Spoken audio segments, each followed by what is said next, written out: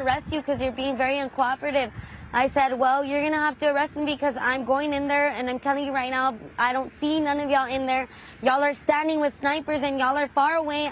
If y'all don't go in there, I'm going in there.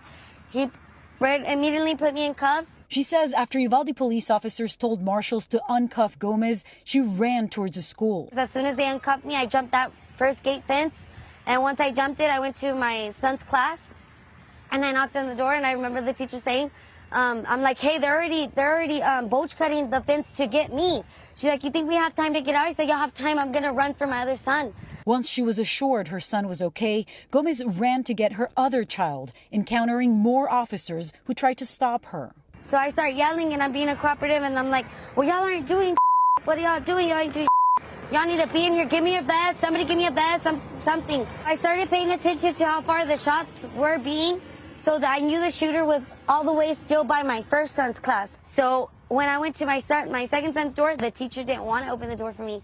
So that's when they started escorting me out. And as I see that they're opening my son's door, I go run for my son, and I get him. With both of her kids out safe, Gomez still can't shake the thought of those who didn't make it. While you were inside the school, did you see officers inside the school? There was not one officer inside the school when I ran to my second son's class. There was not one officer. And you were hearing gunshots, so you knew that you could hear the gunshots. Was an active shooter. It was still active. The gunshots were still active. They were not in there. There was no one in there. If anything, when I pulled up, my car was closer to the school than where the snipers and everybody that was laying on the ground were. When you heard that it took law enforcement 75 minutes before they went in and stopped the shooter, what was your thinking, having been inside the school yourself?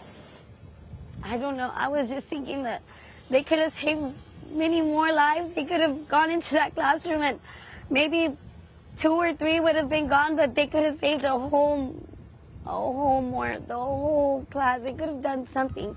Gone through the window, sniped them through the window. I mean, something, but nothing was being done. If anything, they were being more aggressive on us parents that were willing to go in there. And like I told one of the officers, I don't need you to protect me. Get away from me. I don't need your protection. If anything, I need you to go in there with me to go protect my kids. And if anything, they were being more aggressive on us. They were more pertained on keeping us back than getting into that school. You know, this is